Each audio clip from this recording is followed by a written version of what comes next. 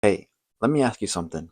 If I told you Gen Z is barely saving any money, not buying houses, and dropping cash on crypto, travel, and side hustles, you'd probably think they were being reckless, right? But what if they're actually onto something?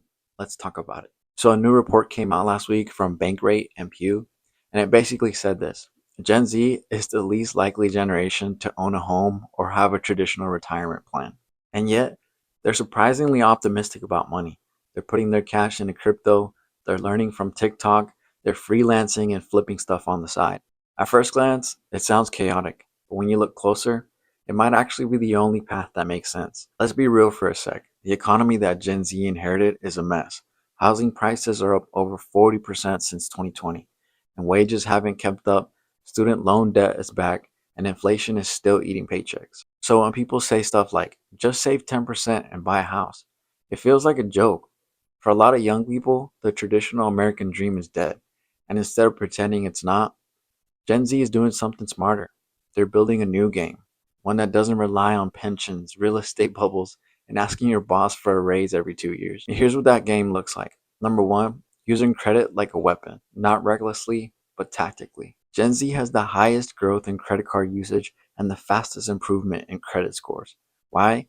Because they're using reward cards to earn points, travel, and build credit early. They're also more likely to use the buy now, pay later options for cash flow, which can be risky, yeah, but also smart if used with the plan. Number two, putting money into crypto and stocks earlier than any other generation. Even if it's just $20 a week, they're not waiting till they're 40 to invest. They're learning dollar cost averaging, cold storages, altcoins, and ETFs. They're more curious and more open. More likely to Google what is XRP than to open a 401k.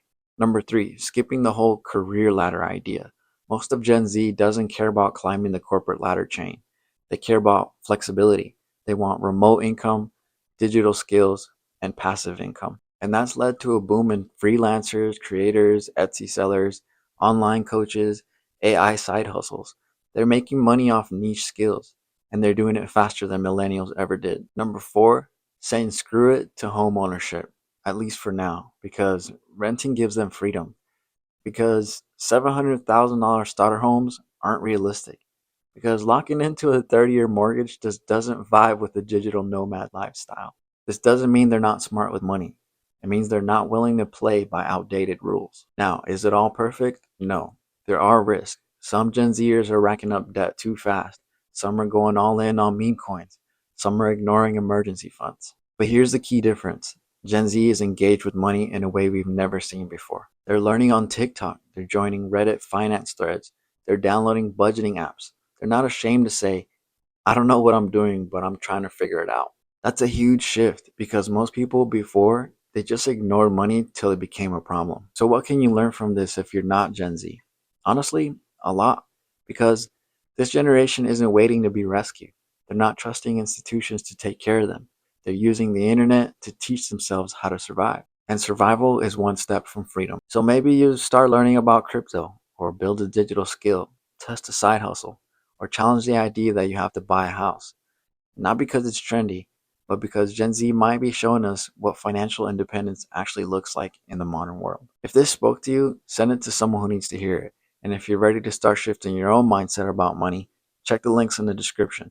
I made a free money personality test and a free crypto starter guide to help you figure out your next move. This is Freedom Built Ugly, where we unlearn the old rules and build something better. I'll see you tomorrow.